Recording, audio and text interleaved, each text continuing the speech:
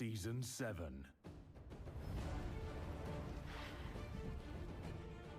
Contribute to season points for your guild in new ways by completing guild challenge tasks.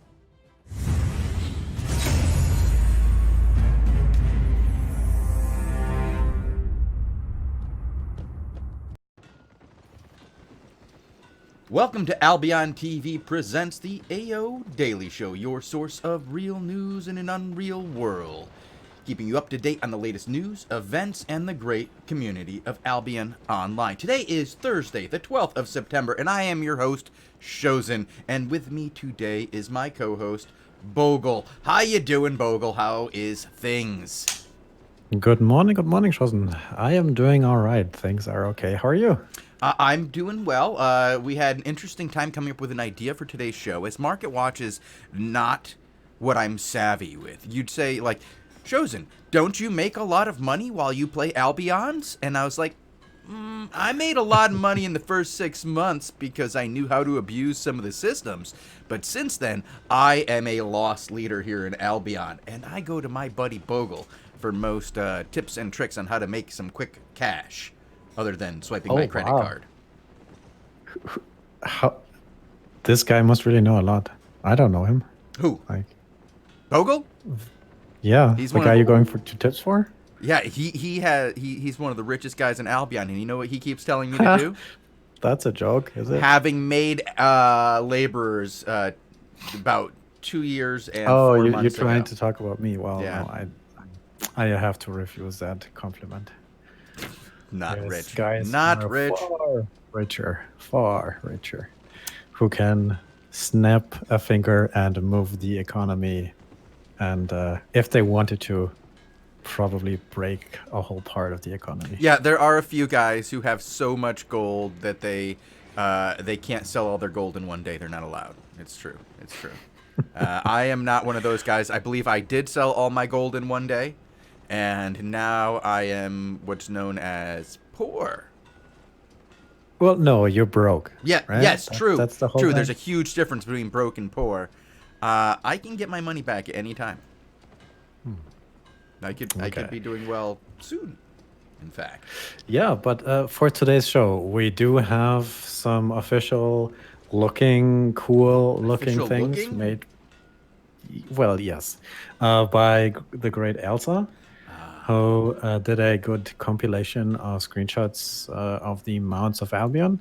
We want to show off this a little bit on stream. Okay, we'll do. We have the Thursday econ part, of course, with the Gold Watch, the update on my little toolmaker project, and then we will spend the second half of the show discussing the intricacies of the artifact foundry, runes, souls, artifacts, relics, and the like. But first, yeah, you have it on the screen already? I did, yes, and then I took it off because Why? Because I'm on the wrong keyboard. Oh, I fixed all it. right. I'm on there now. I'm on the right one now. Here we go. And Okay, it's so the what mounts you of worship- Albion. And what did you call this segment though? Because you wrote something down here that, and I thought it was cute, and I wanted you to tell people what you named this segment. Elsa does great things. Yeah, Elsa does great things. Yeah. So I know a lot of you out there are probably like, no, Elsa does no great things. Elsa is evil. Elsa is the banner of men.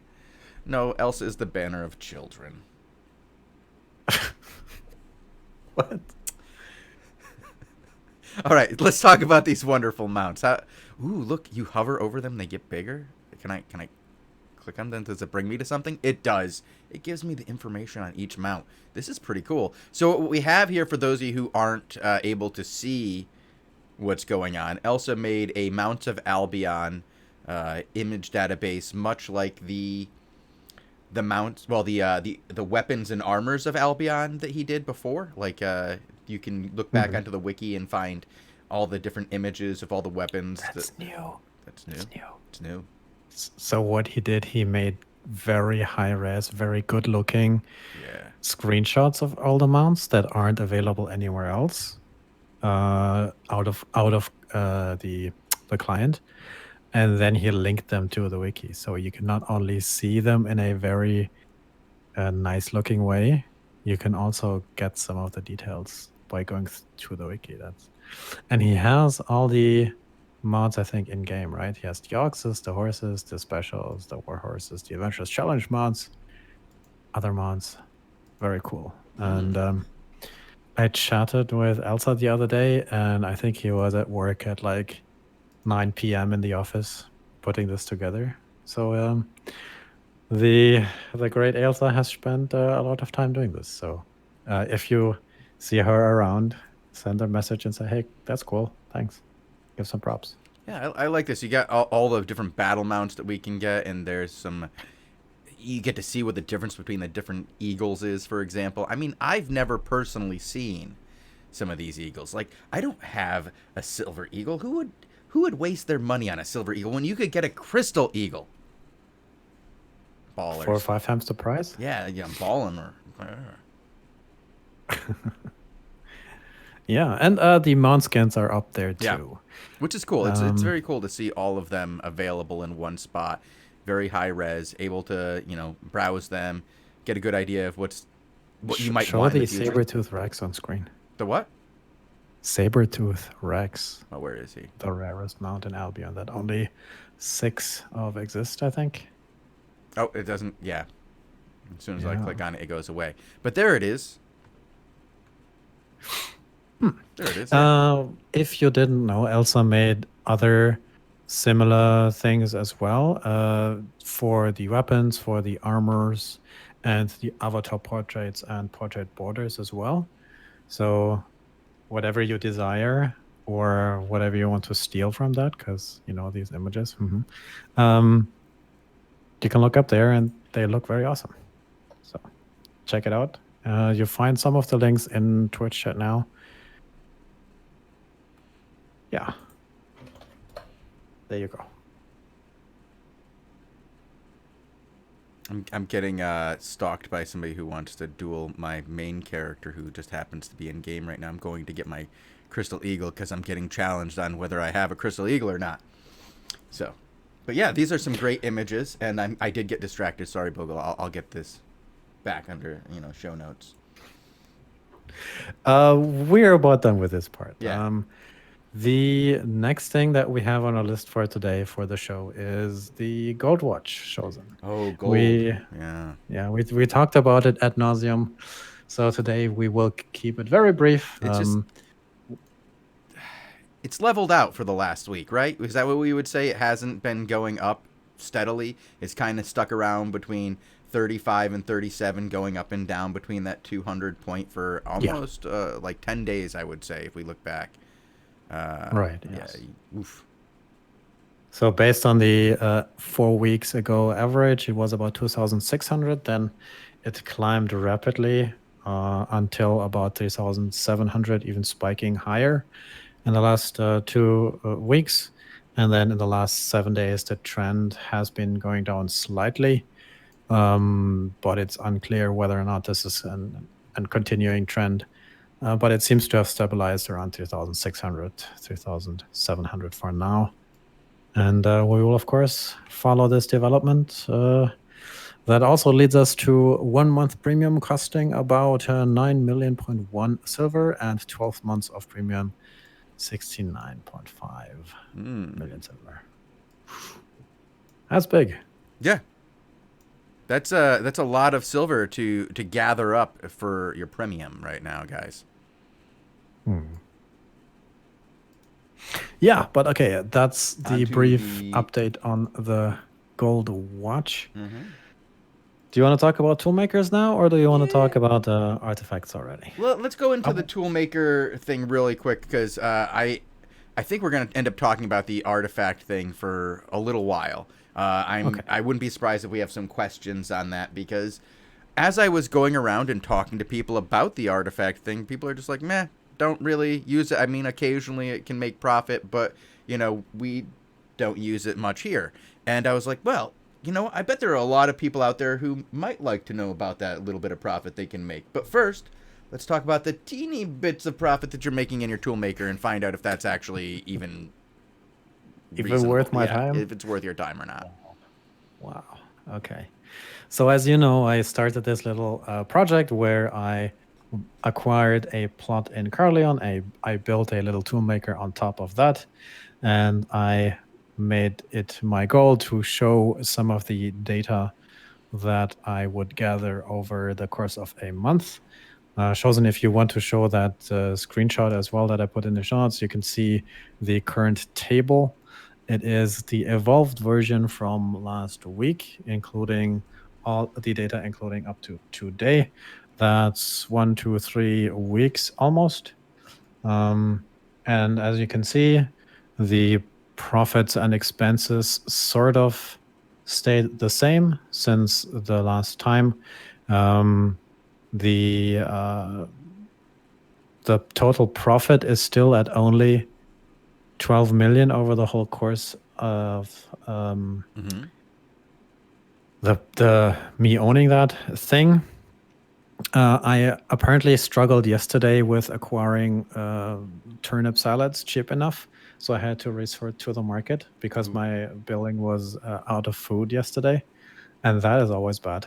That's never good. Yeah, that's just a pure loss right there. And does this include your stone cost? Because I'm wondering, how much are you spending on stone?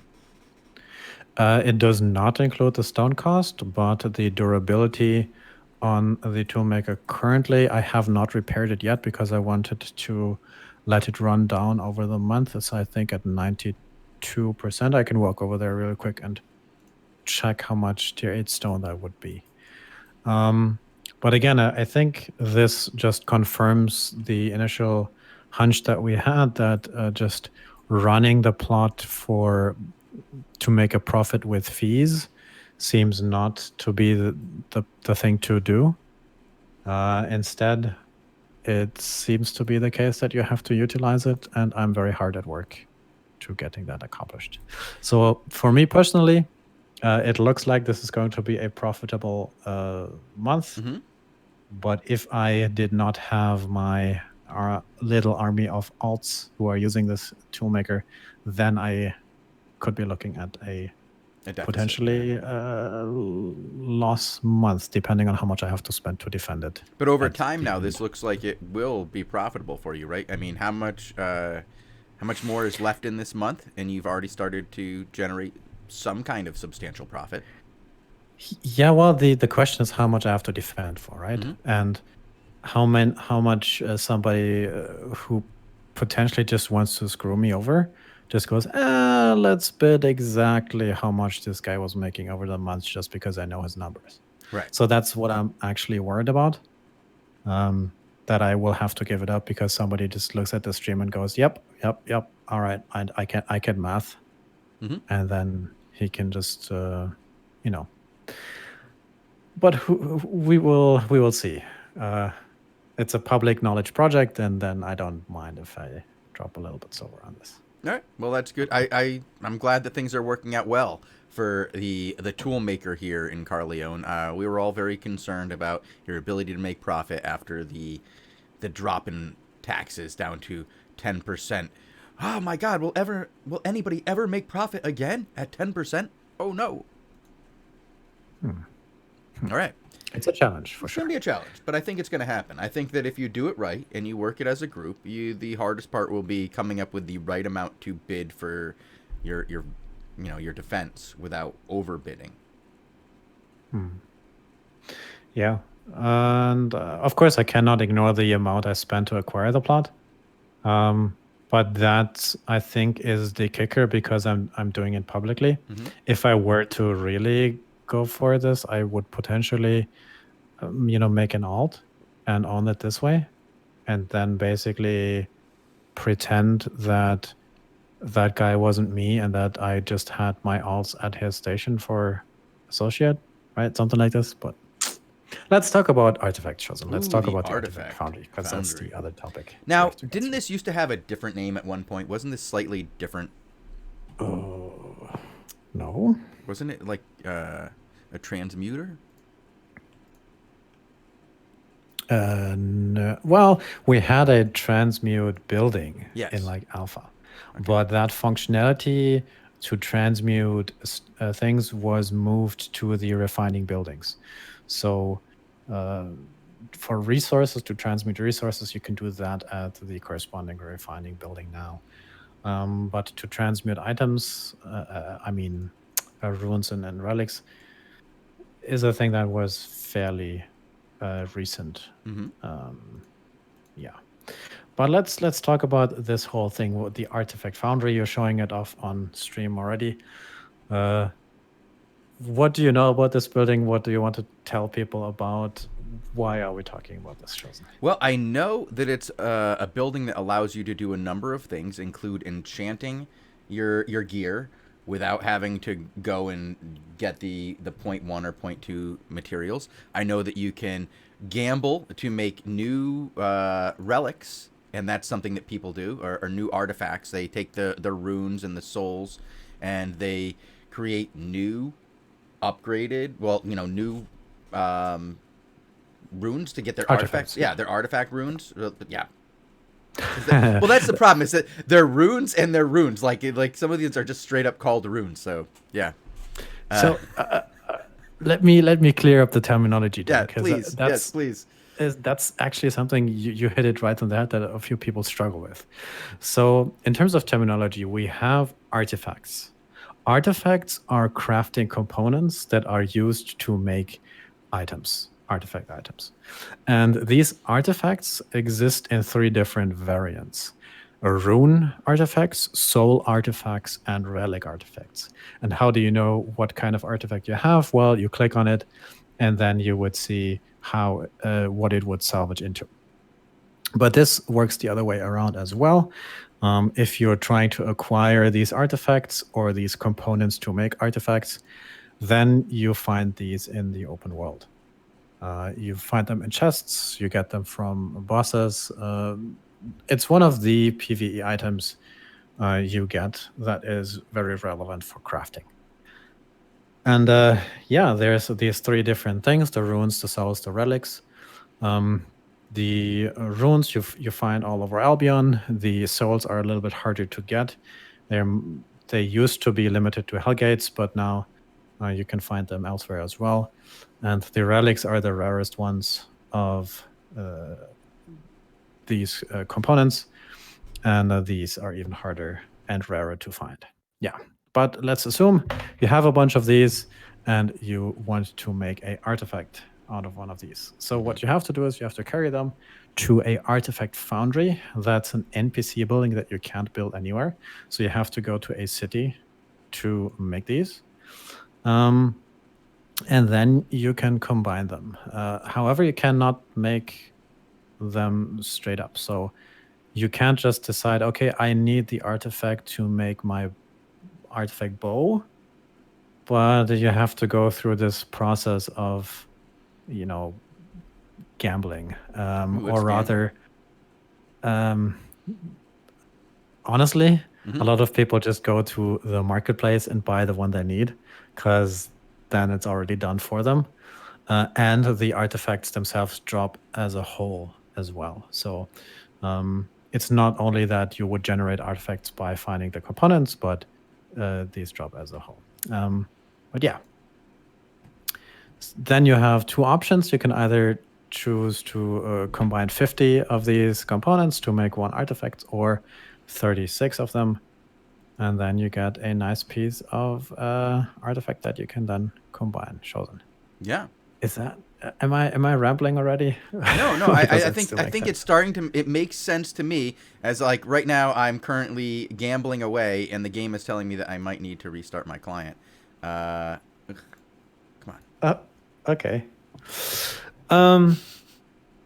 Yeah, but what I was saying is that you can make them 50 at a time to make an artifact, which then you can get lucky and pick one of 9 different ones from each crafting tower, or you choose 36 and then you get one of 27 different artifacts.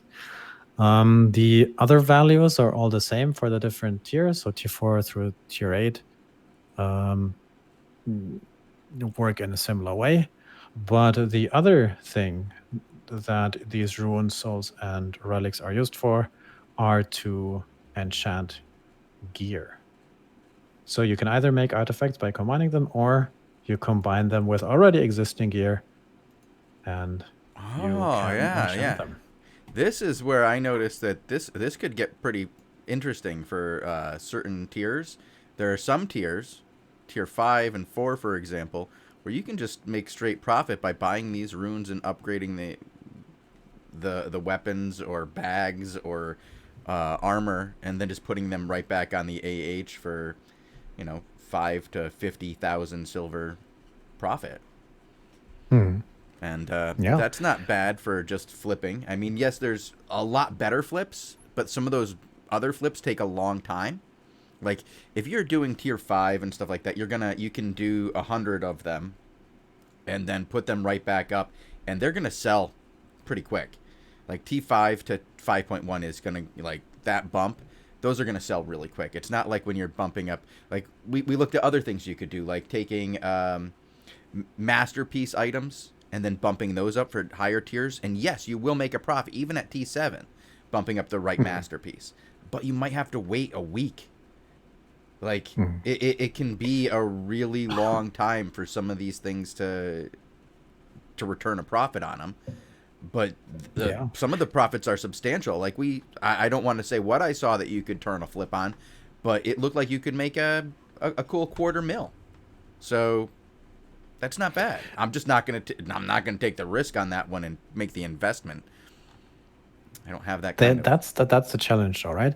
So if you think a little bit about the whole item pool of Albion, right? You have these hundreds of different items, then you have 3 different enchantment levels, and then you have to consider quality as well, and potentially sort of transmutation that you can do with siphoned energy even.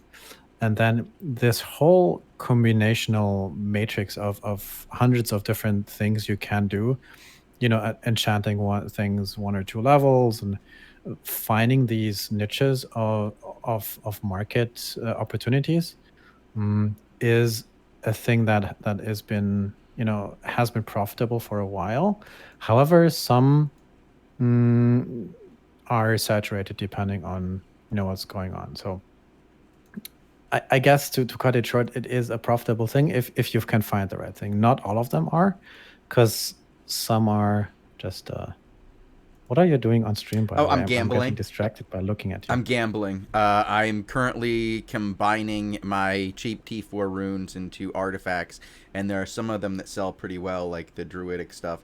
Like if you can make druid staves and stuff like that. Druid staves, for some reason, like right now on the market, like T4s and 5 are drastically overpriced for their resource value, and some of the artifact ones are kind of ridiculously stupid as well.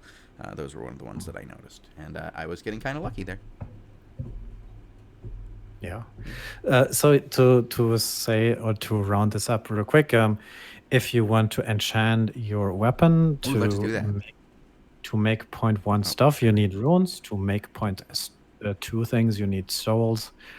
And to make 0.3, you need relics. And you always need the item of the previous enchantment level. Yeah, that was one thing I noticed. Everything has to be of the same level. And then things can get kind of out of hand when you start going, you know what, I want to get to the 0.2.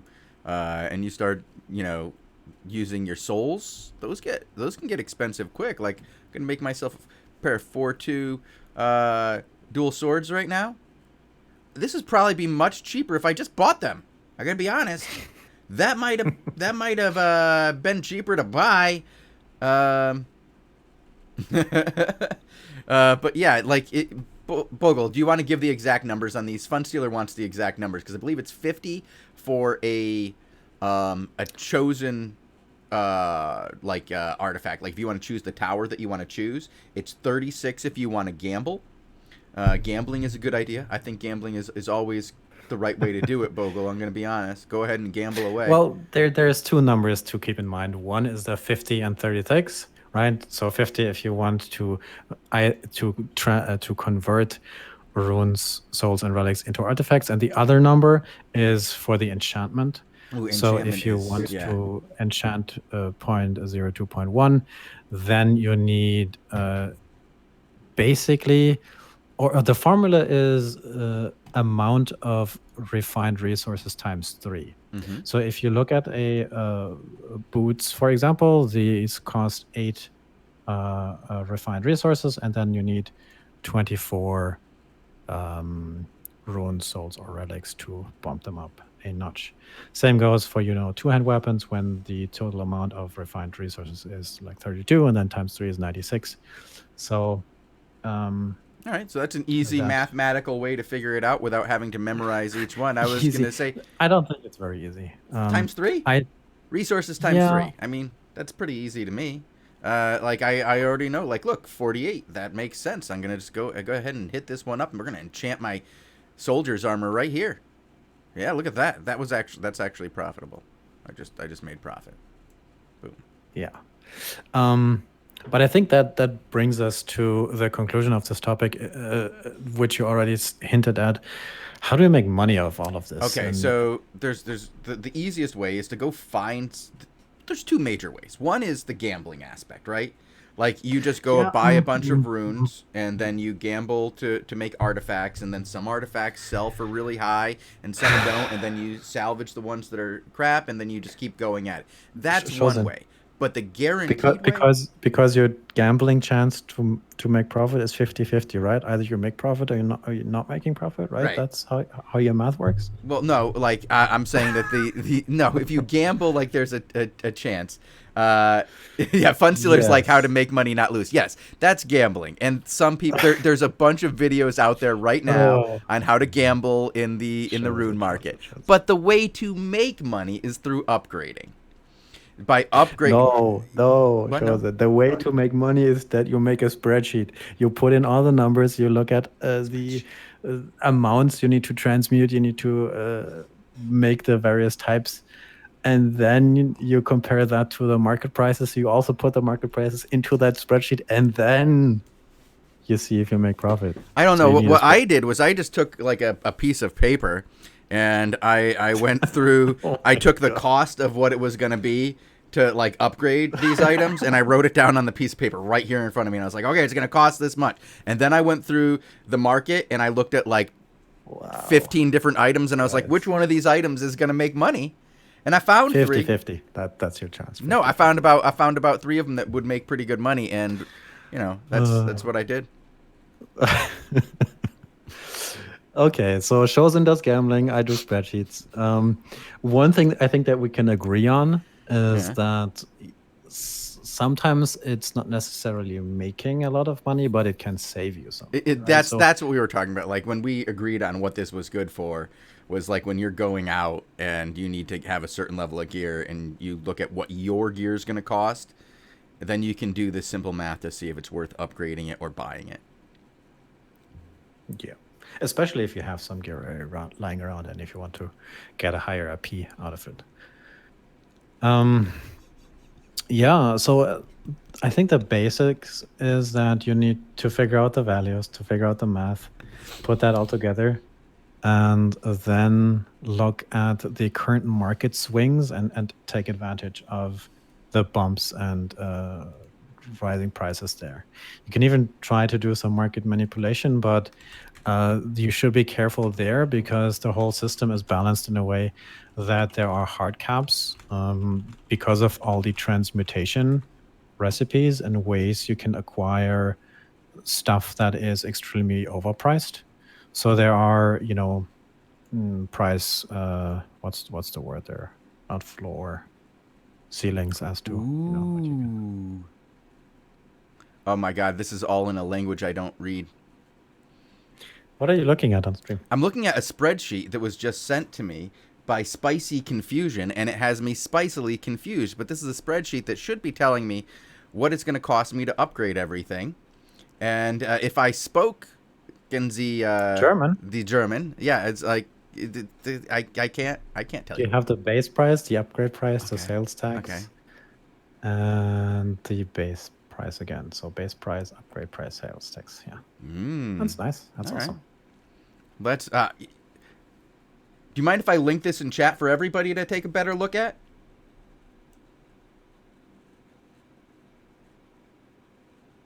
Oh, yes, I can. Oh, nice. Oh, excellent. Here, you guys. because me showing it for 30 seconds isn't going to help anybody out, but everybody having it at their disposal could be kind of helpful. And you can probably run that through Translate right there, and it'll, translate the 7 words that are in German that so confused Shozen. I do have 2 or 3 tips still before we have to end the show. One thing I already mentioned is that you should be careful if you are in the price manipulation game, because the transmutation hard caps your things you can do. Otherwise, you can also salvage artifacts. So if you look at that and you get 12.5 runes, souls or relics, and silver back, and that can sometimes always also be worth it. So if you buy unwanted artifacts and salvage them down, that gives you another price point as well. That could be relevant for you. Then you gamble to make new artifacts. Or you just sell off the runes.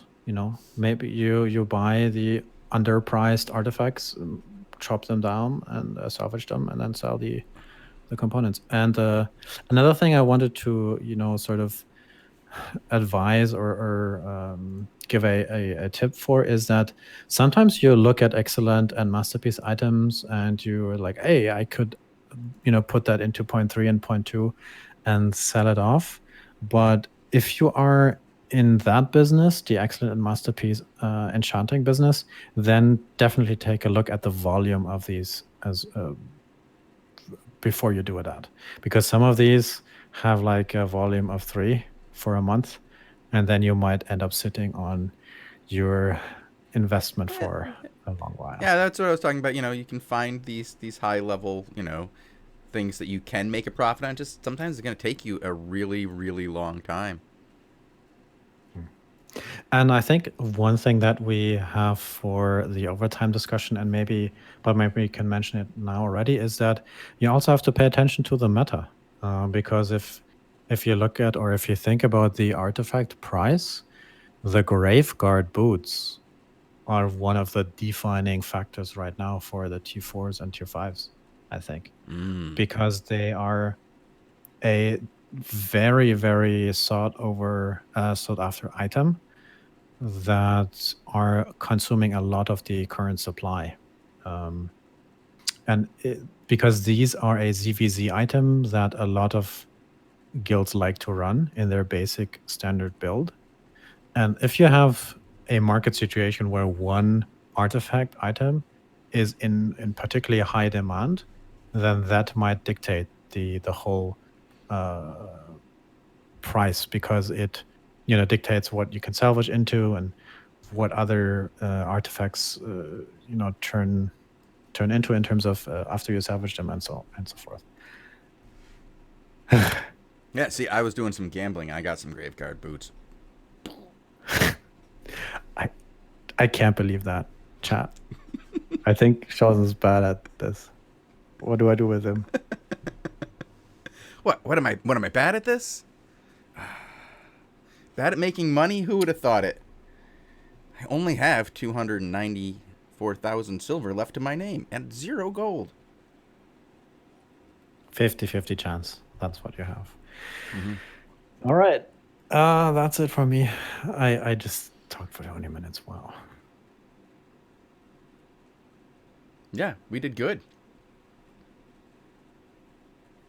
Okay, so what now? Well, now, take a break? Well, now we're going to the overtime show where we will talk to people probably about this very same thing, about how I messed up everybody's profits by telling people how I am very bad at making profit, and even I could see how you could do this. Okay. All right. So before we go, let's just embarrass everybody who's not listening right now and draw through some raffles. I'm going to draw 3 of them right now. 3 of them. What? 3 of them. 3 raffles? 3 raffles.